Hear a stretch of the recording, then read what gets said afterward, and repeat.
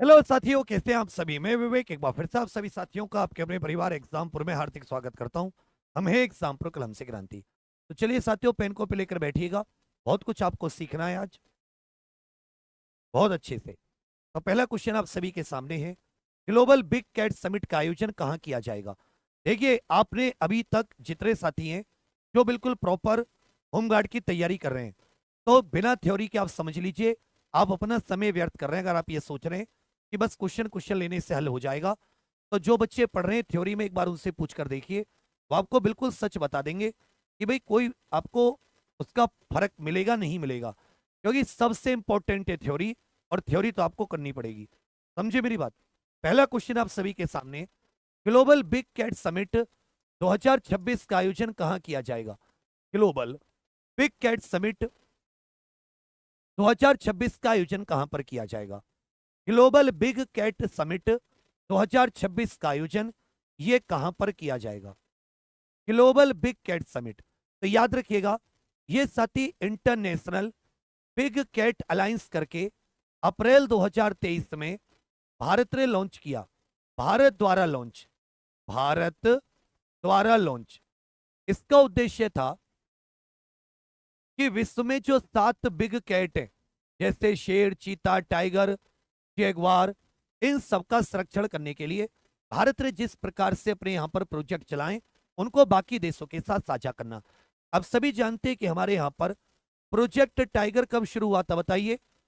भारत में project tiger, tiger के संरक्षण के लिए, बाघ के संरक्षण के लिए भारत में प्रोजेक्ट टाइगर कब शुरू हुआ है। भारत में प्रोजेक्ट टाइगर, रवि मैं कल प्लान दे दूंगा, करा दूंगा, डोंट वरी। तो कहोगे sir global big cat summit project tiger Bharat में 1973 से शुरू हुआ। इसकी 50वीं जयंती पर अप्रैल 2023 से IBCA international big cat alliance Bharat ने शुरू किया। इसका 2026 में ग्लोबल बिग कैट समिट का आयोजन 2026 में नई दिल्ली में किया जाएगा। पूछा है सिमलीपाल नेशनल पार्क में स्थित दो प्रसिद्ध झरने कौन से हैं। सिमलीपाल नेशनल पार्क, तो आपको पता होना चाहिए सिमलीपाल नेशनल पार्क कहां पर स्थित है। ये उड़ीसा में स्थित है। कहां पर भैया, उड़ीसा में। सिमलीपाल भी यहीं पर है, भीतर कनिका नेशनल पार्क भी यहीं पर है। सिमलीपाल नेशनल पार्क, भीतर कनिका नेशनल पार्क, ये उड़ीसा में। इसके अलावा सतकोसिया टाइगर रिजर्व, उड़ीसा में सतकोसिया टाइगर रिजर्व है।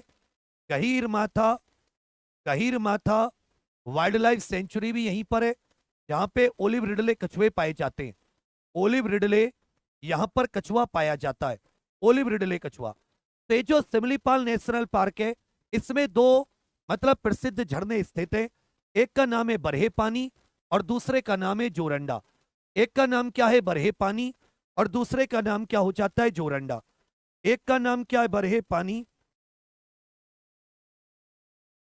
दूसरे का नाम क्या है, जोरंडा। अच्छे से याद रखेगा, सिमलीपाल में दो है, बरहे पानी और जोरंडा। दूसरे का उत्तर सी आपका बिल्कुल सही है। इनमें से कौन सा क्षेत्र भूकंपीय क्षेत्र 5 में नहीं आता। तो देखिए, भारत में जो भूकंप के क्षेत्र है वो 4 क्षेत्र हैं। भारत में भूकंप के कितने क्षेत्र हैं, भारत में भूकंप के 4 क्षेत्र हैं। भारत में भूकंप के 4 क्षेत्र हैं। भारत में भूकंप के 4 क्षेत्र हैं। इसमें क्षेत्र 2, 3, 4 और 5, जो अपना उत्तरी पूर्वी इलाका है, जो सती बिहार इत्यादि का क्षेत्र है, ये क्षेत्र 5 में आ जाता है। जो दिल्ली इत्यादि है, ये भूकंप जोन 4 में आता है। तो जितने आप 5 की तरफ बढ़ते जाओगे, उतना ज्यादा भूकंप मतलब ज्यादा नुकसान होता जाएगा। बाकी महाराष्ट्र वगैरह जो है, ये भूकंप क्षेत्र 2 में आ जाते हैं। अब यहीं पर कहेगा कि राष्ट्रीय या नेशनल, राष्ट्रीय भूकंप विज्ञान संस्थान कहां पर स्थित है। राष्ट्रीय भूकंप विज्ञान केंद्र कहां पर स्थित है, या नेशनल सेंटर फॉर सिस्मोलॉजी, राष्ट्रीय भूकंप विज्ञान केंद्र, ये नई दिल्ली में स्थित है। राष्ट्रीय भूकंप विज्ञान केंद्र कहां पर है, नई दिल्ली में। पूछा कौन सा क्षेत्र भूकंप के 5वें में नहीं है, तो अंडमान निकोबार, कच्छ का रण, पूर्वोत्तर भारत, इनमें से जो दिल्ली है, ये क्षेत्र 5 में ना होकर दिल्ली कौन से भूकंप क्षेत्र में। तो कहोगे सर जो दिल्ली है ये कौन से भूकंप क्षेत्र में? तो आप कहोगे सर दिल्ली क्षेत्र 2 में है। दिल्ली किस में हो जाती है? दिल्ली क्षेत्र 2 में हो जाती है। अच्छे से याद रखिएगा, दिल्ली कौन से क्षेत्र में आती है? अभी तो लिखवाई है। दिल्ली क्षेत्र 4 में है। ये दिल्ली जोन 5 में नहीं है। तीसरे का उत्तर सी। प्रश्न संख्या 4, भारत की पहली महिला शिक्षिका और महिला सशक्तिकरण की अग्रदूत के रूप में किन्हें जाना जाता है? किन्हें जाना जाता है? 1873 में, 1873 ईस्वी में इन्होंने महात्मा ज्योतिबा फुले जी के साथ मिलकर, महात्मा ज्योतिबा फुले जी के साथ मिलकर सत्यशोधक समाज की स्थापना की थी। सत्यशोधक समाज की स्थापना, सत्यशोधक समाज की स्थापना, इन्होंने सत्यशोधक समाज की स्थापना की है।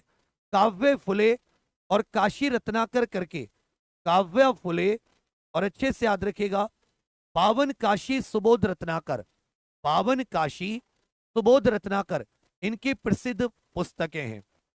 काव्य फुले करके इनकी एक पुस्तक है, काव्य फुले, और बावन काशी, पावन काशी सुबोध रत्नाकर, पावन काशी सुबोध रत्नाकर। प्रश्न संख्या 4 का उत्तर क्या जाता है? भी आपका बिल्कुल सही है। प्रश्न संख्या 5, मेक इन इंडिया पहल का उद्देश्य क्या है? ये मेक इन इंडिया योजना भी कह सकते हो, पहल भी कह सकते हो। 25 सितंबर 2014 को ये लॉन्च की गई और इसका मेक इन इंडिया 2.0 ये 2021 में लॉन्च किया गया। इसमें 27 क्षेत्रों को कवर करती है। ये योजना कितने क्षेत्रों को कवर करती है? तो मेक इन इंडिया योजना 27 क्षेत्रों को कवर करती है। मेक इन इंडिया योजना ये कितने क्षेत्रों को कवर करती है? मेक इन इंडिया योजना याद रखिएगा 27 क्षेत्रों को कवर करती है। इसका उद्देश्य विदेशी निवेश को आकर्षित करना, भारत में मैन्युफैक्चरिंग को बढ़ावा देना, भारत में नौकरी रोजगार के अवसर पैदा हो, ये सारे के सारे इसके उद्देश्य था। इसका मुख्य क्या था कि भाई जितने भी विदेशी कंपनियां हैं वो भारत में आकर सामान बनाएं। मेक इन इंडिया कितने क्षेत्रों को कवर करती है? 27 क्षेत्रों को। प्रश्न संख्या 6, सोशल मीडिया पर फिशिंग का क्या अर्थ है? एक शब्द है फिशिंग। फिशिंग का अर्थ क्या होता है? देखिए फिशिंग में क्या है कि ये बहुत चर्चित एक प्रकार का साइबर क्राइम है। ये क्या है? एक प्रकार का इंटरनेट के माध्यम से किया जाने वाला एक अपराध है जिसमें नकली जानकारी देकर, नकली या धोखे से असली को नकली दिखाकर या धोखे से आपकी जो गुप्त जानकारी होती है, आपकी जो एक प्रकार की सुरक्षित जानकारी होती है, आपकी जो व्यक्तिगत जानकारी होती है, उसे चुराने का प्रयास है। तो नकली लिंक या संदेश के माध्यम से व्यक्तिगत जानकारी चुराने का प्रयास, ये 6 का उत्तर भी आपका बिल्कुल सही है।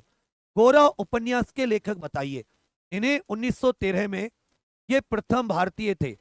1913 में ये प्रथम भारतीय थे जिनको साहित्य का नोबेल प्राइज मिला। 1913 में प्रथम भारतीय जिन्हें साहित्य का नोबेल प्राइज मिला। काबुली वाला भी इन्हीं की रचना है। काबुली वाला भी इन्हीं की रचनाएं, अच्छे से याद रखेगा। काबुली वाला जो प्रसिद्ध कहानी है वो भी इन्हीं की रचनाएं। किन की बात कर रहे हैं? गुरुदेव रविन्द्रनाथ टैगोर की बात कर रहे हैं। गुरुदेव रविन्द्रनाथ टैगोर, 7वें काशी। भारत के किस पंचवर्षीय योजना का उद्देश्य तेज, अधिक समावेशी और सतत विकास? तेज, अधिक समावेशी और सतत विकास। भारत में अभी तक 12 पंचवर्षीय योजना आ चुकी है। पंचवर्षीय योजना लाने के लिए 1950 में योजना आयोग की स्थापना की गई। योजना आयोग की स्थापना, पंचवर्षीय योजना की जो प्रेरणा प्राप्त हुई है ये 1928 रूस में स्टालिन के द्वारा, रूस में स्टालिन के द्वारा 1928 में सबसे पहले पंचवर्षीय योजना लाई गई। पहली पंचवर्षीय योजना 1951 से 1956 और दूसरी पंचवर्षीय योजना 1956 से 1961। जो 12वीं पंचवर्षीय योजना थी 2012 से 2017, इसका उद्देश्य था तेज, अधिक समावेशी और सतत विकास। अब योजना आयोग के स्थान पर 1 जनवरी 2015 से नीति आयोग ने ले ली है। योजना आयोग की जगह किसने ले ली है? कहोगे सर नीति आयोग ने। पूछा है स्पिगमेनोमीटर इस उपकरण का प्रयोग किसके लिए किया जाता है? जैसे अगर मानव शरीर का आप सामान्य रक्त दाब देखोगे, ब्लड प्रेशर जिसको कहते हैं, रक्तचाप भी कह देते हैं, तो 120/80 mm ऑफ Hg होता है। 120/80 mm ऑफ Hg, इसको एक यंत्र से मापा जाता है जिसको स्पिग्मोमेनोमीटर कहते हैं। इसे क्या कहते हैं? स्पिग्मोमेनोमीटर कहा जाता है। इस यंत्र को किस नाम से जाना जाता है? होगे सर, स्पिग्मोमीटर। सैमुअल रिटर करके व्यक्ति थे जिन्होंने इसका आविष्कार किया था। सैमुअल रिटर करके एक व्यक्ति थे जिन्होंने इसका आविष्कार किया था। पूछेगा स्पिग्मोमेनोमीटर के आविष्कारक कौन है? तो सैमुअल रिटर। ये क्या मापता है? ब्लड प्रेशर मापता है। क्या मापता है? रक्तदाब, रक्तचाप भी कह सकते हो, ब्लड ब्लड प्रेशर भी कह सकते हो। पूछा है आधुनिक फाउंटेन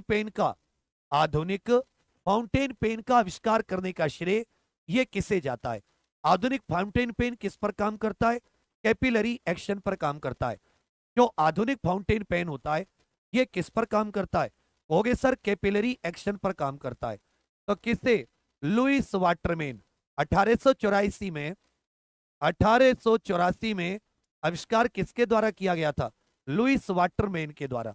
वही बॉल पॉइंट पेन का पूछ ले कि बॉल पॉइंट पेन का आविष्कार किसने किया था? इसी में लिख लीजिएगा, ये दो व्यक्ति हैं, J.L. लॉयड कुछ करके नाम था, और एक है साथी लासचेलो बीरो। एक का नाम क्या है? लासचेलो बीरो करके जो थे, इन्होंने बॉल पॉइंट पेन का आविष्कार किया है। लासचेलो बीरो ने बॉल पॉइंट पेन, जबकि फाउंटेन पेन वाटरमैन। पानी के फाउंटेन ऐसे याद कर लेना। एक पेड़ मां के नाम, इस अभियान की शुरुआत कब की गई थी? तो एक पेड़ मां के नाम अभियान सबसे पहले 5 जून 2024 को प्रधानमंत्री जी ने लॉन्च किया था, और इसका जो सेकंड चरण है, इसका जो द्वितीय चरण है, ये 5 जून 2025 को लॉन्च हुआ है। एक पेड़ मां के नाम अभियान का दूसरा चरण पर्यावरण दिवस के मौके पर 2025 में, और इसका जो पहला चरण था वो पर्यावरण दिवस के मौके पर 5 जून 2024। तो विश्व पर्यावरण दिवस, प्यारे का उत्तर भी आपका बिल्कुल सही है। नुसंतारा इंडोनेशिया की नई राजधानी, ये किस द्वीप पर स्थित है? देखिए, ये जो द्वीप है ये 3 देशों में बटा हुआ है। ये द्वीप 3 देशों में बटा हुआ है। इसमें मलेशिया में भी है। ये कहां पे भैया? मलेशिया।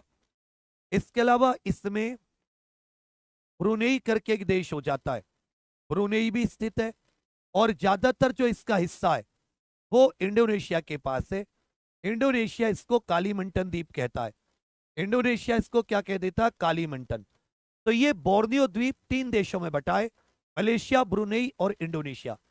तो बोर्नियो द्वीप पर जो कालीमंटन है उसी में नुसंतारा, इंडोनेशिया की नई राजधानी। रेमन मैग्सेसे पुरस्कार ये किस देश द्वारा दिया जाता है? इसकी स्थापना 1957 में हुई, एशिया का नोबल कहते हैं। रेमन मैग्सेसे पुरस्कार को एशिया का नोबल। और ये जो पहली बार दिए गए वो 1958 में दिए गए। पहले भारतीय पूछेगा, पहले भारतीय रेमन मैग्सेसे पुरस्कार पाने वाले पहले भारतीय, तो संत विनोबा भावे ये पहले भारतीय थे। संत विनोबा भावे ये पहले भारतीय थे जिनको रेमन मैग्सेसे अवार्ड मिलता है। वर्ष 2025 में उत्तर प्रदेश से पद्म विभूषण प्राप्त करने वाले कौन है? उत्तर प्रदेश से पद्म विभूषण 139 पद्म अवार्ड दिए गए 2025 में। 139 पद्म अवार्ड, 7 पद्म विभूषण दिए गए, याद रखिएगा 13 पद्म भूषण दिए गए, और बाकी जितने थे वो पद्मश्री। उत्तर प्रदेश से एक भी पद्म विभूषण नहीं था। 2 लोगों को पद्म भूषण मिला है, राम बहादुर राय और साध्वी रितंभरा, इनको पद्म भूषण तो मिला, लेकिन उत्तर प्रदेश से 2025 में किसी को भी पद्म विभूषण नहीं मिला। तो वही पूछा है, उत्तर प्रदेश में पद्म विभूषण प्राप्त करने वाला 2025 में कोई भी नहीं है जिसको उत्तर प्रदेश में पद्म विभूषण मिला हो। 14 का उत्तर डी। बुल्गारिया की पुरानी मुद्रा जिसे यूरो से बदला जाएगा। बुल्गारिया यूरोप का एक देश है राजधानी हो जाती है सोफिया। बुल्गारिया की राजधानी सोफिया, जबकि इसकी मुद्रा का नाम था लेव। इसकी मुद्रा का नाम है लेव। और लेव को बदलकर किस में बदल दिया जाएगा? लेव को यूरो में बदल दिया जाएगा। लेव को किस में बदल दिया जाएगा? होगे बड़े भैया, यूरो में बदल दिया जाएगा। तो फिर से आप सभी कितने ऐसे हैं जो अंतिम प्रयास बैच से जुड़े हुए हैं और रेगुलर क्लास ले रहे हैं? एक बार सबके सब हाथ खड़ा करके बता दीजिए, या दिल वाली इमोजी देकर। और इन्हें एक बार बताइए कि जो अभी थ्योरी नहीं पढ़ रहे हैं। और बच्चा, कल से मेरी उम्मीद है कि मैं अब आपको होम गार्ड में कभी कभी दिखाई दूंगा। होम गार्ड पर जो स्पेशल जीके की क्लास है वो आपकी सुबह 8-10 बजे चलती है एप्लीकेशन पर, और 7 बजे सुबह करंट अफेयर। ये 2 क्लास में आप सभी को रेगुलर देता रहूंगा। पर मैं फिर ये जो क्वेश्चन वाली क्लास है ये किसी और को देने की सोच रहा हूं कुछ दिनों के लिए।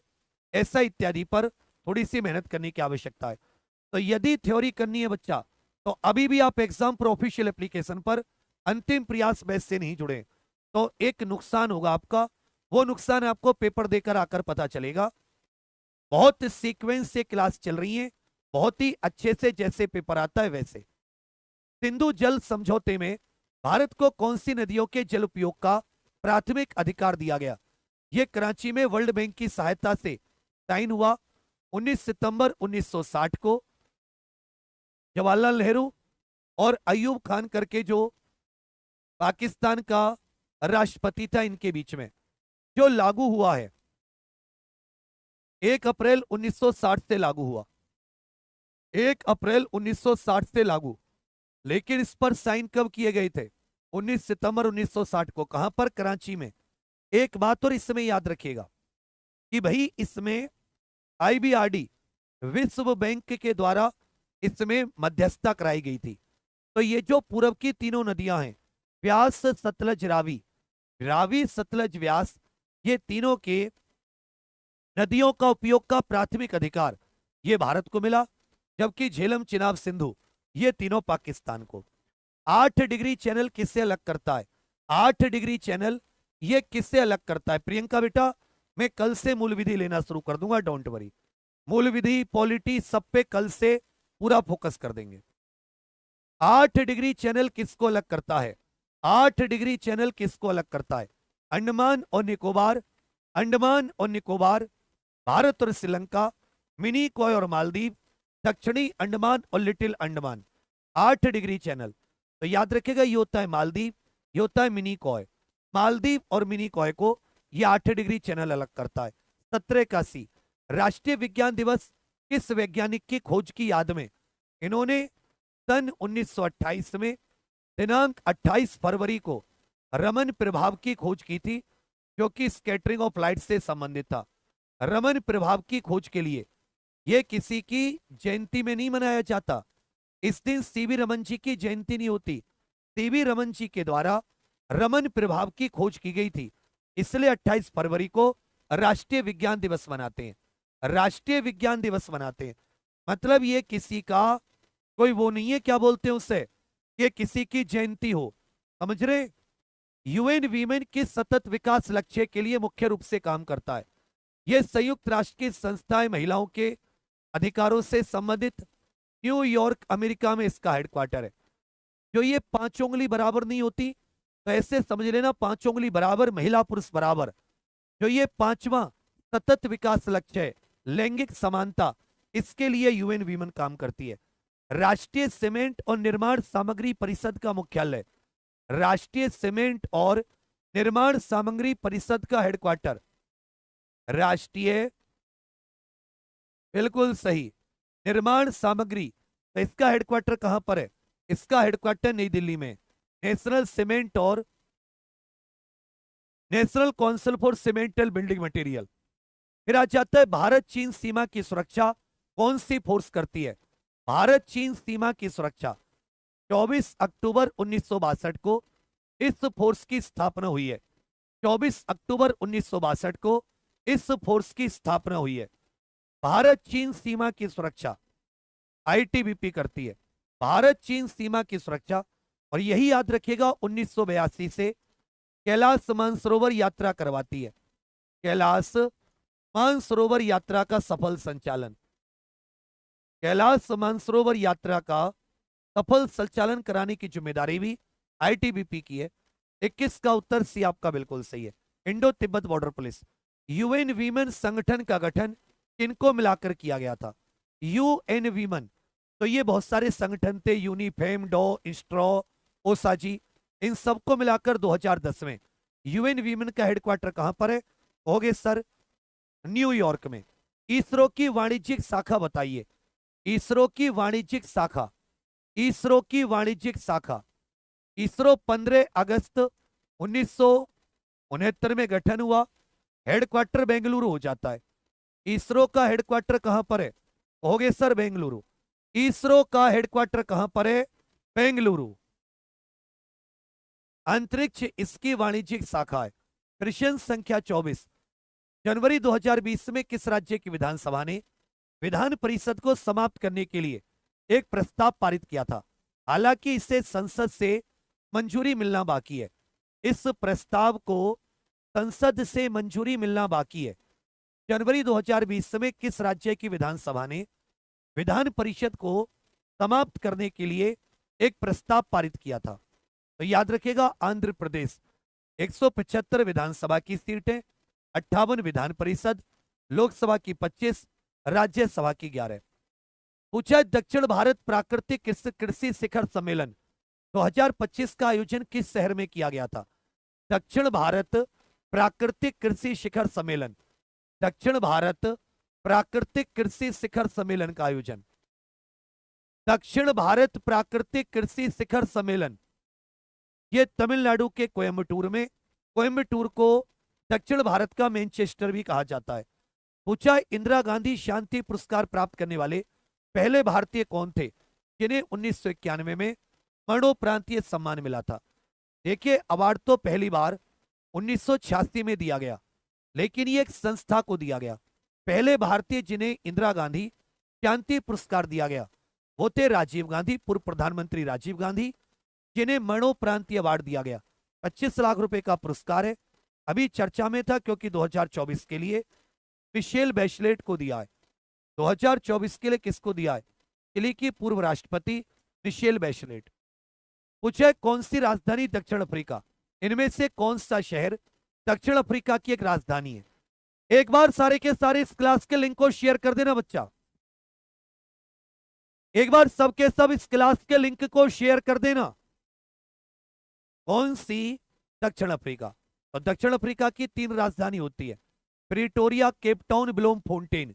Pretoria, Cape Town, Blom Fontaine. Pretoria इनमें से एक है, जबकि रेंड इसकी मुद्रा हो जाती है। G20 सम्मेलन हुआ यहां पर। कौन सा सम्मेलन? G20 जोहान्सबर्ग में। G20 ये जोहान्सबर्ग दक्षिण अफ्रीका में हुआ है। जोहान्सबर्ग दक्षिण अफ्रीका। दधी मछली मेला कहां पर आयोजित होता है? दधी मछली मेला इनमें से किस स्थान पर? तो उत्तर प्रदेश के मऊ में। एनएचआरसी के अध्यक्ष और सदस्यों का कार्यकाल कितना होता है? एनएचआरसी के अध्यक्ष और सदस्यों का कार्यकाल तो 3 वर्ष या 70 वर्ष। 3 वर्ष या 70 वर्ष। भारत का कौन सा शहर 2025 में यूनेस्को द्वारा creative city of gastrology, creative city of gastrology, जो पाक कला होती है खाने बनाने के लिए, विभिन्न प्रकार के व्यंजनों के लिए, किस शहर को पाक कला का शहर चुना गया है या गैस्ट्रोलॉजी का क्रिएटिव? तो उत्तर प्रदेश की राजधानी लखनऊ। उत्तर प्रदेश की राजधानी लखनऊ। 60वां अखिल भारतीय डीजीपी आईजीपी सम्मेलन ये कहां आयोजित किया गया है? ये कहां पर? अभी नवंबर के अंत में, नवंबर 2025 में 60वां अखिल भारतीय डीजीपी आईजीपी सम्मेलन। ये क्वेश्चन तुम्हारे पेपर में 100% आएगा, कोई इस क्वेश्चन को रोक नहीं सकता। जाओ, एक क्वेश्चन मैंने तुम्हें आज पहले ही बता दिया, एक प्रश्न आज मैंने तुम लोगों को पहले ही बता दिया। ये छत्तीसगढ़ के नवा रायपुर में भारत ने 2024-25 में किस देश के साथ रक्षा अभ्यास सूर्यकिरण, सूर्यकिरण देखिए अभी 2025 में 19वां सूर्यकिरण अभ्यास ये उत्तराखंड के पिथौरागढ़ में, उत्तराखंड के पिथौरागढ़ में आयोजित किया गया है। कहां पर? उत्तराखंड के पिथौरागढ़ में। 2025 का, तो ये किसके साथ? भारत और नेपाल के बीच में होता है। भारत और नेपाल, भारत और चीन के बीच का सीमा विवाद मुख्य किस रेखा से संबंधित है? सन 1914 शिमला में एक समझौता हुआ। शिमला में एक समझौता, शिमला में एक बैठक होती है जिसमें मैकमोहन रेखा का निर्धारण किया जाता है। जिसमें मैकमोहन रेखा का निर्धारण, तो जहां मैकमोहन रेखा का निर्धारण किया गया था वो सम्मेलन 1914 शिमला में हुआ। 850 किलोमीटर की रेखा है भारत के अरुणाचल प्रदेश और चीन के तिब्बत के बीच में। इसको लेकर भारत और चीन के बीच में सीमा विवाद है। यूएपीए कब लागू हुआ था? आतंकवाद विरोधी कानून यूएपीए ये कब लागू हुआ था? आतंकवाद विरोधी कानून यूएपीए कब लागू हुआ था? 1967 में यूएपीए लागू हुआ था।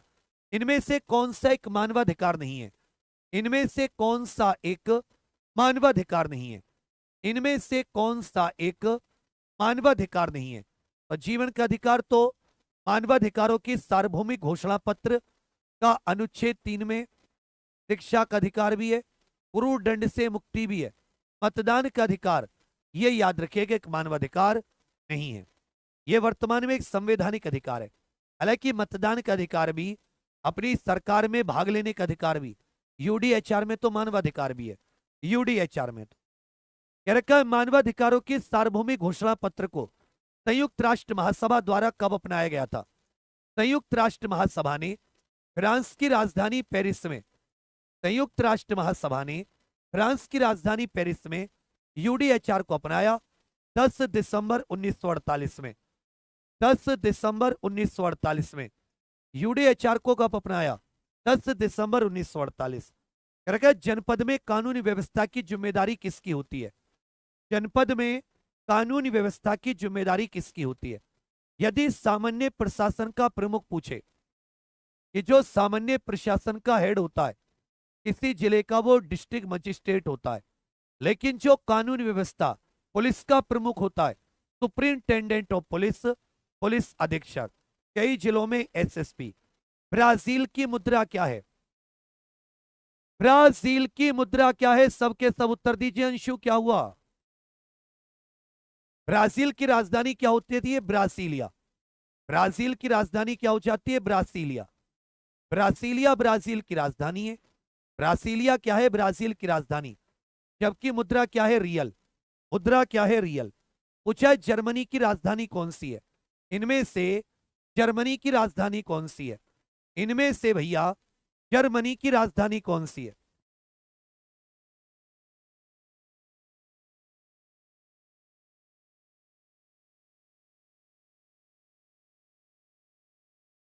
तो जो भी साथी अभी अंतिम प्रयास बैच से नहीं जुड़े हैं, इंतजार कर रहे हैं, तो भाई इंतजार मत करो।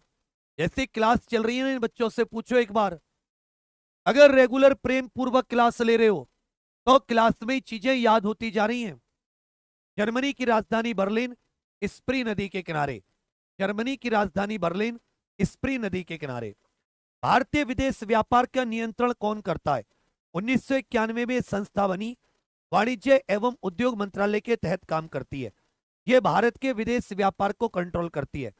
Director general of foreign trade, विदेश व्यापार महानिदेशालय, विदेश व्यापार। भारत का पहला एंटी सैटेलाइट मिशन कौन सा था? 2019 में इसको लॉन्च किया गया था। भारत का पहला एंटी सैटेलाइट मिशन कौन सा था जिसे 2019 में लॉन्च किया गया था? भारत का पहला एंटी सैटेलाइट मिशन, मिशन शक्ति, भारत का पहला एंटी सैटेलाइट मिशन था। श्रीलंका मित्र विभूषण पुरस्कार से किन्हें सम्मानित किया गया? श्रीलंका मित्र विभूषण, तो भारत के प्रधानमंत्री नरेंद्र मोदी जी को श्रीलंका मित्र विभूषण। एक देश एक धड़कन अभियान मई 2025 में किसने चलाया? एक देश एक धड़कन अभियान, यह संस्कृति मंत्रालय के द्वारा मई 2025। हेबर प्रक्रिया में अमोनिया के निर्माण के लिए उत्प्रेरक के रूप में क्या प्रयोग किया जाता है?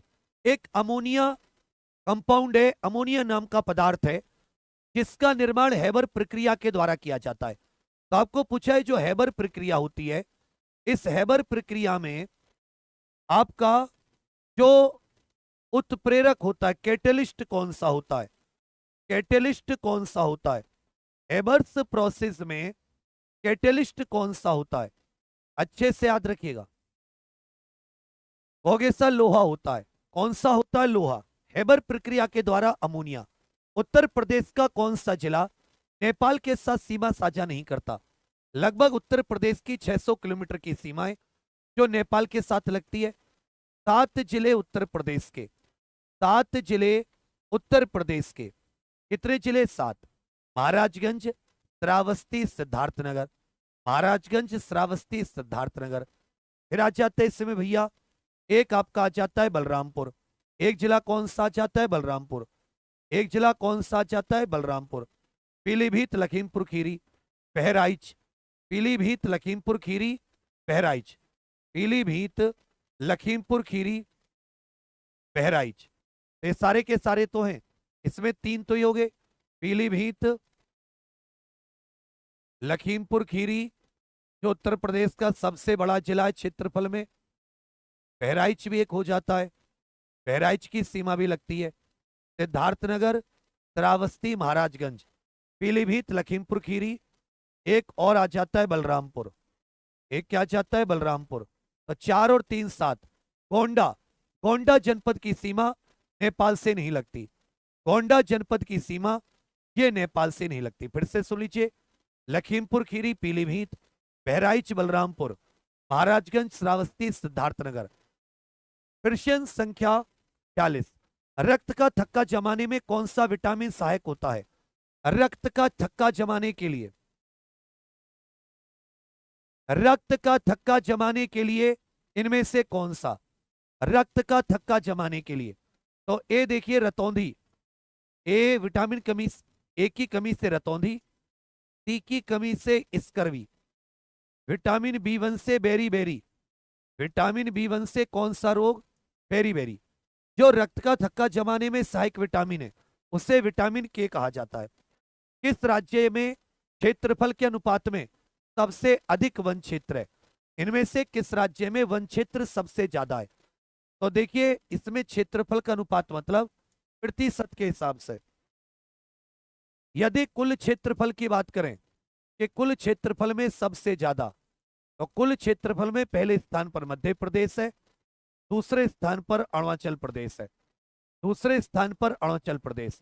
लेकिन यदि आपसे पूछ लेता है कि कौन सा राज्य प्रतिशत में सर्वाधिक वन क्षेत्र, तो मिजोरम याद रखेगा प्रतिशत में सर्वाधिक वन क्षेत्र। पहले तो ये अपना अंडमान निकोबार लक्षद्वीप हो जाता है। उसके बाद में यदि आप प्रतिशत की बात करेंगे तो प्रतिशत में सबसे ज्यादा कौन सा है, इस चीज को कहीं पे भी नोट कर लीजिएगा। अगर आप प्रतिशत की बात करेंगे तो प्रतिशत में जो सबसे ज्यादा है लक्षद्वीप, उसके बाद में मिजोरम। और लक्षद्वीप क्या यूटी है नहीं यहाँ पे, मिजोरम आपका उत्तर है। 43 का सी। पीएम सूर्य घर मुफ्त बिजली योजना ये कब लॉन्च की गई है। प्रधानमंत्री सूर्य घर मुफ्त बिजली योजना ये कब लॉन्च की गई है। प्रधानमंत्री सूर्य घर मुफ्त बिजली योजना ये किस वर्ष लॉन्च की गई है। प्रधानमंत्री सूर्य घर मुफ्त बिजली योजना इसे किस वर्ष लॉन्च किया गया था, जिसमें अगर आप सोलर इन्वर्टर इत्यादि लगाते हैं तो उससे आपका ये कह सकते हैं कि जो बिजली का बिल है वो कम आएगा। फरवरी 2024 में, फरवरी 2024 में IFSR रिपोर्ट होती है, Indian state of forest report, कि भारत में वन कितने, 2023 के अनुसार भारत का कुल क्षेत्रफल का कितना प्रतिशत वन क्षेत्र है। तो देखिए वन की बात करें 21.76, वृक्ष की बात करें 3.41, वृक्ष कितने 3.41, जबकि केवल वन की बात करें तो 21.76। जबकि भारत की वन नीति क्या कहती है कि भारत के 33% हिस्से पर क्या होने चाहिए, वन होने चाहिए, 1/3। आरबीसी का जीवन काल पूछा है, थोड़ा सा और तेजी से उत्तर दीजिए। आरबीसी का जीवन काल, आज सुबह से तबीयत थोड़ी सी डाउन सी थी क्योंकि रात में काफी लेट हो जा रहे हैं सोने में। सुबह अर्ली मॉर्निंग 7 बजे वाली करंट अफेयर कौन कौन लेता है, उस एक क्लास से आप ऐसा समझ लो आनंद आ जाएगा। उस एक क्लास से सुबह 7 बजे 7, 8, 4, 5 ना क्लास लेकर, आपके पास ज्यादा समय नहीं है, एक क्लास ले लो, उससे भी आपको बहुत फर्क। लेकिन उस क्लास को लेकर आपको रिवाइज करना भी होगा, ये भी गारंटी है। आरबीसी का जीवन काल 120 दिन का होता है। किस प्रकार की बेरोजगारी में व्यक्ति अपनी क्षमता से कम योगदान देता है? मान लो एक छोटी सी दुकान है, उसमें आप 20 लोगों को नौकरी दे दो, तो फिर वो सही से काम नहीं कर पाएंगे ना, अपनी पूरी क्षमता का सदुपयोग नहीं कर पाएंगे। इसको प्रच्छन्न बेरोजगारी कहते हैं। पूछा कौन सी गैस हरित गृह प्रभाव के लिए प्रमुख तौर पर जिम्मेदार है? हरित गृह प्रभाव के लिए प्रमुख तौर पर जिम्मेदार है, इनमें से कौन सी हरित गृह प्रभाव के लिए प्रमुख तौर पर? तो जो कार्बन डाइऑक्साइड है, ये हरित गृह प्रभाव के लिए प्रमुख तौर पर जिम्मेदार है। किस धातु को क्विक सिल्वर कहा जाता है? इनमें से किस धातु को क्विक सिल्वर? बेटा नोट्स कोमल, जैसे मैं लिखवाता हूं ना क्वेश्चन, वैसे जो एक्सप्लेन करता हूं। और आपको डेली एग्जाम प्रोफेशनल एप्लीकेशन का जो हमारा ये बैच है अंतिम प्रयास, इसमें आपको हैंड रिटन नोट्स डलते हैं। रोज 1 तारीख के डल चुके, कल 2 तारीख के डल चुके, आज 3 तारीख के भी डल चुके। पूरे नोट्स को हैंड रिटन में लिख के डलवा देता हूं, तो आप उसका लाभ उठा सकती हैं। पारे को याद रखेगा क्विक सिल्वर कहा जाता है। पीएच 7 से कम होने पर किसी घोल में किस आयन की सांद्रता होती है? पीएच 7 से कम होने पर, पीएच 7 से कम का मतलब है अम्ल, और अम्ल में H पॉजिटिव आयन ज्यादा पाए जाते हैं। वर्षा की बूंद गोल क्यों होती है? जो बारिश होती है इसकी बूंद गोल क्यों होती है? अरे प्रिंस साहब उत्तर दे मेरे भाई, इतनी तारीफ करेगा।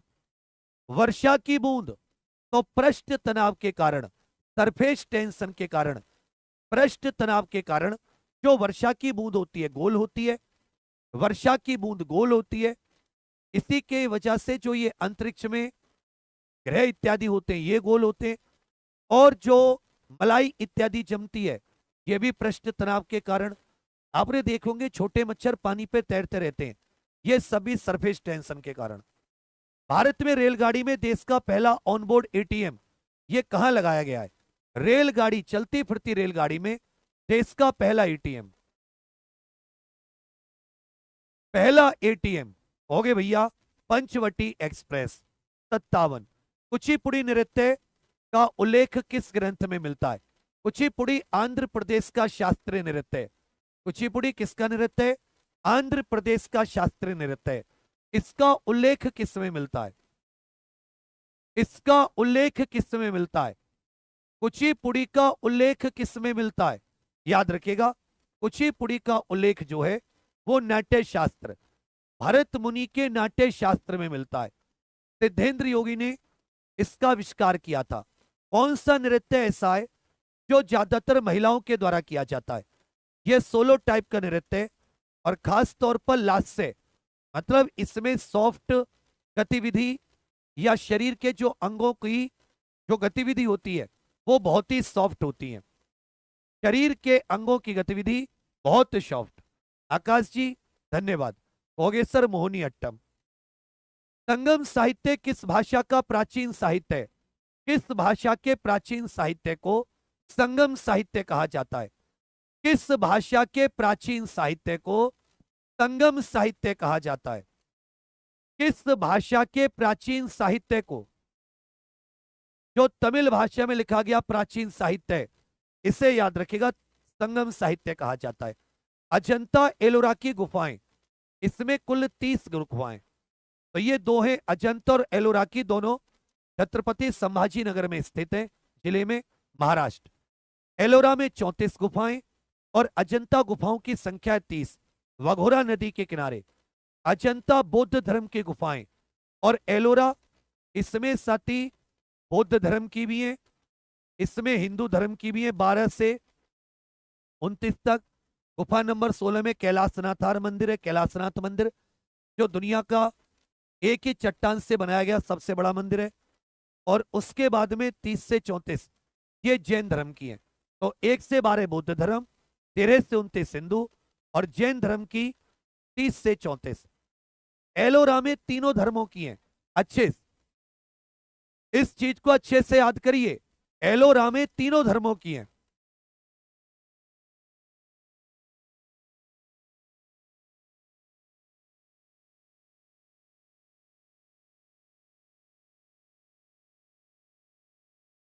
लेकिन अजंता एलोरा की गुफाएं ये केवल बौद्ध धर्म की है। भारत में इंडो गॉथिक वास्तुकला का प्रसिद्ध उदाहरण विलियम इमर्सन इसका वास्तुकार था। विलियम इमर्सन क्या था? इसका वास्तुकार। याद रखिएगा, Victoria memorial Kolkata, Indo Gothic वास्तुकला का प्रसिद्ध स्मारक विक्टोरिया मेमोरियल कोलकाता 61 का भी। भारत के संविधान में सांस्कृतिक धरोहर के संरक्षण से संबंधित कौन सा मौलिक कर्तव्य दिया गया है? सांस्कृतिक धरोहर के संरक्षण से संबंधित मौलिक कर्तव्य, सांस्कृतिक धरोहर के संरक्षण से संबंधित मौलिक कर्तव्य तो याद रखिएगा, मिश्रित संस्कृति ये जो छठा मौलिक कर्तव्य है, ये जो एफ नंबर वाला छठा मौलिक कर्तव्य है, एफ नंबर वाला ये जो छठा मौलिक कर्तव्य है, अच्छे से याद रखिएगा, ये संस्कृति से संबंधित है। किससे संबंधित है? संस्कृति। अनुच्छेद 51 ए में रामनाथ स्वामी मंदिर कहां पर स्थित है? रामनाथ स्वामी मंदिर ये किस द्वीप पर स्थित है? रामनाथ स्वामी मंदिर तो रामेश्वरम में स्थित है। रामनाथ स्वामी मंदिर कहां पर स्थित है? रामेश्वरम में। मधुमेह रोग किस हार्मोन की कमी से होता है? मधुमेह रोग जो है, इनमें से किस हार्मोन की कमी से असर करता है? लिवर पर, निकलता है पेनक्रियास से, इंसुलिन की कमी से। पूछा है कौन सी जनजाति दीपावली को शोक पर्व के रूप में मनाती है? उत्तर प्रदेश की कौन सी जनजाति दीपावली को शोक पर्व के रूप में? तो थारू, बुक्सा ये कुछ जनजाति होती है, सहरिया इत्यादि उत्तर प्रदेश में, जिसमें से थारू जनजाति ये दीपावली को शोक पर्व के रूप में। सती प्रथा उन्मूलन अधिनियम 1829 किस गवर्नर जनरल के समय पर पारित हुआ? उसके बाद में भारत में 1987 में भी एक एक्ट आया है। भारत में 1987 में भी एक एक्ट आया है, सती प्रथा उन्मूलन अधिनियम। किस गवर्नर जनरल के समय? यह था विलियम बेंटिक के समय। अगस्त 2025 में आयोजित 16वीं एशियाई निशानेबाजी में रश्मिका सहगल ने कौन सा पदक जीता? भारत ने कुल 10 जीते, 6 gold, 3 silver, 1 bronze, 3 silver 1 bronze. और ये 16वीं एशियाई निशानेबाजी चैंपियनशिप ये बांग्लादेश की राजधानी ढाका में आयोजित हुई। बांग्लादेश की राजधानी ढाका। रश्मिका सहगल को स्वर्ण पदक मिला। अब तक कितनी बार राष्ट्रपति शासन लगाया जा चुका है? उत्तर प्रदेश में अनुच्छेद 356 का उपयोग करके कितनी बार राष्ट्रपति शासन लगाया जा चुका है? अनुच्छेद 356 कितनी बार राष्ट्रपति शासन लगाया जा चुका है? कितनी बार राष्ट्रपति शासन? तो कुल 10 बार राष्ट्रपति शासन। शिक्षा का अधिकार 2009 के अनुसार किस आयु वर्ग के बच्चों के लिए मुफ्त और अनिवार्य शिक्षा का प्रावधान है? फ्री एवं कंपलसरी एजुकेशन, मुफ्त और अनिवार्य शिक्षा, मुफ्त और अनिवार्य शिक्षा। कैसे 14 वर्ष, कैसे 14 वर्ष। उत्तर प्रदेश पंचायती राज अधिनियम के अंतर्गत पंचायतों की इनकम का स्रोत क्या है? 1947 में उत्तर प्रदेश पंचायती राज अधिनियम आया। कहा है पंचायतों की आय का स्रोत, जो ग्राम पंचायत इत्यादि होती हैं, इनको पैसा कहां से मिलता है? ओके भैया, एनिमल टैक्स, स्थानीय व्यापार भवन कर, इन सब पर टैक्स लगाने से इनको पैसा मिलता है ग्राम पंचायतों को। मैंगलोर की संधि पर किसके बीच में हस्ताक्षर हुए? मैंगलोर की संधि किससे संबंधित है? तो पहले आंग्ल मैसूर युद्ध के बाद में, पहले आंग्ल मैसूर युद्ध के बाद में ये हैदर अली और जो ब्रिटिश ईस्ट इंडिया कंपनी थी, या टीपू सुल्तान और जो ब्रिटिश ईस्ट इंडिया कंपनी थी, तो कुल मिला के 4 एंग्लो मैसूर वॉर हुए। भाई एंग्लो मैसूर वार की संख्या कितनी है? हो गए सर 4 है। पहला हुआ 1780, 1767 से 1769। दूसरा हुआ 1780 से 1784। तो जो दूसरा एंग्लो मैसूर युद्ध था, इसके बाद में ट्रीटी, आंग्ल मैसूर युद्ध के बाद में आंग्ल, जो प्रथम था, प्रथम 1967 में, इसमें ट्रीटी ऑफ मद्रास हुई थी, मद्रास की संधि, हैदर अली और ब्रिटिश ईस्ट इंडिया कंपनी, क्योंकि बात मैंगलोर की संधि की है। ये दूसरे आंग्ल मैसूर युद्ध के बाद में 1780 से 1784। 71 का उत्तर भी। नालंदा विश्वविद्यालय की स्थापना 5वीं शताब्दी में, नालंदा विश्वविद्यालय की स्थापना किसके द्वारा की गई थी? 5वीं शताब्दी में नालंदा विश्वविद्यालय की स्थापना ये किसके द्वारा की गई थी? 5वीं शताब्दी में नालंदा विश्वविद्यालय की स्थापना। बेटा पीडीएफ उसी में है प्रवीण, पीडीएफ उसी में है। ओके सर, कुमारगुप्त प्रथम के द्वारा, गुप्त वंश के शासक कुमारगुप्त प्रथम। ये वर्तमान में नालंदा जिले बिहार में पड़ती है। अशोक का धम्म किससे संबंधित था? अशोक का जो धम्म था ये किससे संबंधित था? याद रखिएगा, धार्मिक नैतिकता, धार्मिक नैतिकता। पुरुष सूक्त का उल्लेख किस ग्रंथ में है? पुरुष सूक्त का उल्लेख, जिसमें समाज को 4 वर्णों में बांटा गया है, इसका उल्लेख ऋग्वेद में है, ऋग्वेद में। उत्तर प्रदेश में पंडित दीनदयाल उपाध्याय पशु चिकित्सा विज्ञान विश्वविद्यालय एवं गौ अनुसंधान संस्थान कहां पर है? पंडित दीनदयाल उपाध्याय पशु चिकित्सा विज्ञान विश्वविद्यालय एवं गौ अनुसंधान विश्वविद्यालय कहां पर है? यहीं पर याद रखिएगा, बकरी अनुसंधान संस्थान भी है, बकरी अनुसंधान संस्थान भी यहीं पर स्थित है। तो ये मथुरा में दीनदयाल उपाध्याय जी के नाम पर पशु चिकित्सा संस्थान ये मथुरा में स्थित है। कौन सी भाषा उत्तर प्रदेश में सबसे कम लोगों द्वारा बोली जाती है? इन चारों में से ऐसी कौन सी है जो उत्तर प्रदेश में सबसे कम बोली जाती है? उत्तर प्रदेश में, या उत्तर प्रदेश के निवासी सबसे कम बोलते हैं? उत्तर प्रदेश के निवासी सबसे कम बोलते हैं संस्कृत, उर्दू से भी कम बोली जाती है, उर्दू से भी कम बोली जाती है।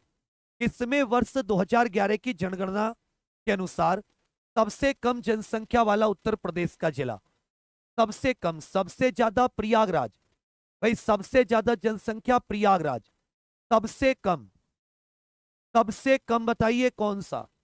सबसे कम, तो याद रखेगा महोबा। सबसे कम कौन सा? महोबा। सिंधु घाटी सभ्यता का मुख्य बंदरगाह स्थल, सिंधु घाटी सभ्यता का मुख्य बंदरगाह स्थल, सिंधु घाटी सभ्यता का मुख्य बंदरगाह स्थल कौन सा है? तो ये था लोथल, भोगावा नदी के किनारे लोथल बंदरगाह की बात हो रही है। उत्तर प्रदेश का सर्वाधिक साक्षर जिला 2011 की जनगणना में सबसे कम साक्षर श्रावस्ती, सबसे ज्यादा साक्षरता दर गौतम बुद्ध नगर। विजय सागर पक्षी विहार कहां पर स्थित है? विजय सागर पक्षी विहार कहां पर स्थित है? तो याद रखिएगा, विजय सागर ये महोबा में स्थित है। तांबा कहां पर पाया जाता है? उत्तर प्रदेश में इनमें से तांबा प्रमुख रूप से कहां पर पाया जाता है? इनमें से तांबा यहीं पर याद रखिएगा, यूरेनियम भी पाया जाता है। इसी जनपद में उत्तर प्रदेश में यूरेनियम भी पाया जाता है। और ललितपुर आपका बिल्कुल सही उत्तर है। विश्व दयालुता दिवस कब मनाया? विश्व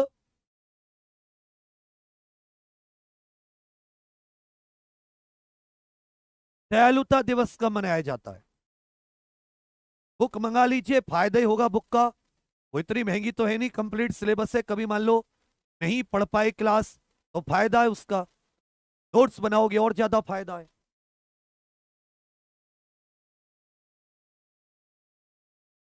किसी को लग तो नहीं रहा कि 99 रुपए वाला बैच 99 रुपए का? ईमानदारी से बताओ।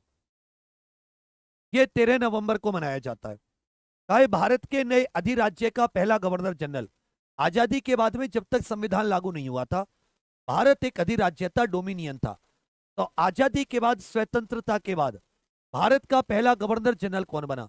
पहले भारतीय गवर्नर जनरल की बात नहीं हो रही है, पहले गवर्नर जनरल की बात है, याद रखिएगा, माउंटबेटन।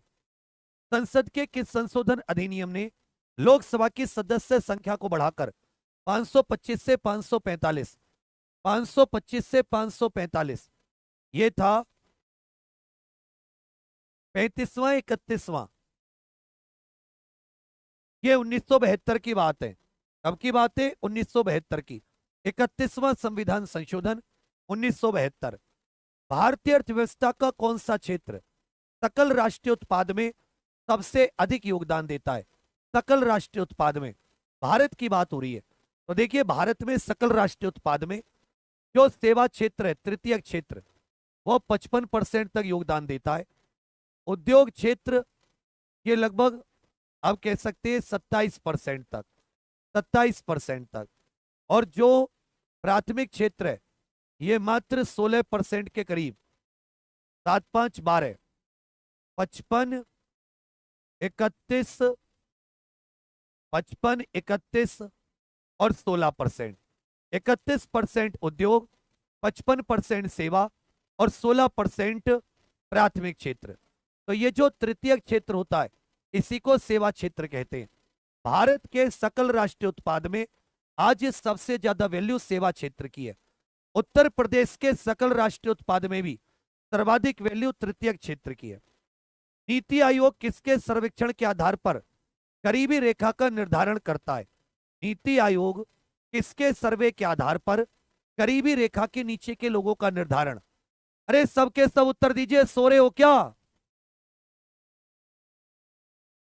कि यूं ही नहीं मिलती मंजिल, राही को दिल में जुनून सा जगाना पड़ता है।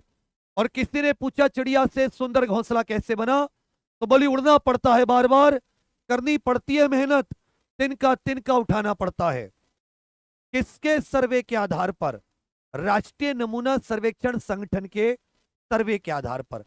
ऐसी अर्थव्यवस्था जिसकी दूसरे विश्व से कोई संबंध नहीं होता, जैसे उत्तर कोरिया की अर्थव्यवस्था, जिसके जैसे उत्तर कोरिया की अर्थव्यवस्था, जैसे उत्तर कोरिया की, तो इसको साथी क्लोज इकोनॉमी कहते हैं, बंद अर्थव्यवस्था। गांधी जी ने दांडी यात्रा की शुरुआत कब की थी? दांडी यात्रा, और दांडी यात्रा की शुरुआत फिर साथी तभी 6 अप्रैल से, याद रखिएगा 6 अप्रैल से तभी ने विज्ञान आंदोलन शुरू हुआ। 12 मार्च 1930, 12 मार्च 1930। 240 मील 24 दिन, प्रत्येक दिन 10 मील, किलोमीटर में 385 किलोमीटर। प्राचीन भारतीय स्थल में हड़प्पा सभ्यता की पहली खगोलीय वेधशाला ये कहां पर स्थापित की गई थी? पहली खगोलीय वेधशाला, तो याद रखिएगा धौलावीरा में। कहां पर? गुजरात के धौलावीरा में। किस स्थान पर महात्मा गांधी जी द्वारा ग्रीन पैम्फलेट जारी किया गया था, यह बताते हुए कि अफ्रीका में भारतीयों की स्थिति कैसी है? ग्रीन पैम्फलेट ये गुजरात के राजकोट में। किस स्थान पर भारत में पहली बार राष्ट्रीय ध्वज, भारत में पहली बार, तो याद रखिएगा कोलकाता। उत्तर प्रदेश पुलिस का संचालन ये किस विभाग के तहत किया जाता है? उत्तर प्रदेश पुलिस जो है वो उत्तर प्रदेश में किस विभाग के तहत काम करती है? तो याद रखिएगा गृह और गोपनीयता विभाग। उत्तर प्रदेश एटीएस का हेडक्वार्टर, एंटी टेररिस्ट स्क्वाड का हेडक्वार्टर, तो UP STF, ATS, UP police, सबके हेडक्वार्टर लखनऊ में स्थित है। रामनगरिया मेला कहां पर लगता है? उत्तर प्रदेश में रामनगरिया मेला कहां पर लगता है? रामनगरिया मेला, तो याद रखिएगा रामनगरिया मेला ये गंगा घाट फर्रुखाबाद पर लगता है। वासी माघ मेला कहां पर लगता है? वासी माघ मेला ये उत्तर प्रदेश में कहां पर लगता है? वासी माघ मेला उत्तर प्रदेश में कहां पर लगता है? अच्छे से याद रखिएगा, ये सिद्धार्थनगर में। कहां पर? सिद्धार्थनगर। 2011 की जनगणना के अनुसार भारत की कितनी प्रतिशत जनसंख्या शहरी क्षेत्रों में निवास करती है? ग्रामीण क्षेत्र की बात करें तो लगभग 69%, लगभग 69%। शहरी क्षेत्र की बात करें तो बची हुई 31%, जिसको आप 30.9 भी कह सकते हैं। यूपी में याद रखिएगा लगभग 78% गांव में, ग्रामीण क्षेत्रों में और 22% ये शहरी क्षेत्रों में जनसंख्या निवास करती है। तो उत्तर प्रदेश में शहरों में कम रहती है, ग्रामीण क्षेत्रों में ज्यादा। पूरे भारत में शहरों में 31, मतलब एक तिहाई कह सकते हो। पैटर्न कप 1895 से खेला जाता है। ये इनमें से किससे संबंधित है? पैटर्न कप का संबंध इनमें से किससे है? याद रखिएगा, हॉकी। हॉकी का सबसे पुराना कप है। पूछा इनमें से ऊंट के ऊपर राष्ट्रीय ऊंट अनुसंधान संस्थान कहां पर है? राष्ट्रीय ऊंट अनुसंधान संस्थान भी यहीं पर है। और याद रखिएगा, यहीं पर शुष्क बागवानी संस्थान भी स्थित है। यहीं पर शुष्क बागवानी संस्थान भी स्थित है। यहीं पर शुष्क बागवानी संस्थान भी यहीं पर स्थित है। बीकानेर की बात हो रही है। राष्ट्रीय ग्रामीण विकास एवं पंचायती राज संस्थान कहां पर स्थित है? राष्ट्रीय ग्रामीण विकास एवं पंचायती राज संस्थान कहां पर स्थित है? तो राष्ट्रीय ग्रामीण विकास और पंचायती राज ये तेलंगाना की राजधानी हैदराबाद। और इंटेलिजेंस ब्यूरो की स्थापना कब हुई थी? इंटेलिजेंस ब्यूरो ये भारत के गृह मंत्रालय के तहत काम करता है। गृह मंत्रालय के तहत 1887 में स्थापना। इंटेलिजेंस ब्यूरो की स्थापना 1887 में। इंटेलिजेंस ब्यूरो की स्थापना। अब 100 में सबके सब स्कोर बताइए। देखिए, किताब को ऑर्डर करना चाहते हैं तो आप सभी लोग फ्लिपकार्ट से ऑर्डर कर सकते हैं, एग्जाम होमगार्ड बुक करके। और यदि साथी अभी तक आपने बैच ज्वाइन नहीं किया है तो बैच तो बच्चा कतई मत छेड़ो, कतई भी मत छोड़ो, क्योंकि उसमें जिस तरीके से हम लोग क्लासेस करा रहे हैं, आप खुद आपको एक एहसास हो जाएगा कि बिल्कुल अलग चीजें चल रही हैं जो नॉर्मल आप कवर नहीं करोगे, और आपके पास बार बार मौके नहीं मिलेंगे। ये 99 रुपए का, तो क्या आप अचार डालोगे? अचार भी नहीं आएगा उसका। ये मैंने इसीलिए सोचा था कि आप ओवर एज है, बहुत सारे हार चुके थे, निराश थे, एक मौका मिला है। क्योंकि कांस्टेबल वाले कांस्टेबल में लग जाएंगे, एसआई वाले एसआई में लग जाएंगे। अब तुम्हारे पास अच्छा मौका है अगर तुम ढंग से पढ़ लो। ठीक है भैया, तो इसके लिए आप सभी के सभी अभी एग्जाम पर ऑफिशियल एप्लीकेशन पर जाकर जरूर जुड़ना। बाकी क्लास कैसे लगी सबके सब कमेंट करके बताना, लाइक शेयर सब्सक्राइब करना मत भूलना। मैं साथी अब तुम्हारे लिए क्वेश्चंस में कम उपलब्ध हो पाऊंगा। सुबह 7 बजे सबके सब अलार्म लगा लो। करंट अफेयर की क्लास छोड़नी नहीं है, चाहे कुछ हो जाओ। कितने बजे? सुबह 7 बजे। थैंक यू, धन्यवाद, जय हिंद।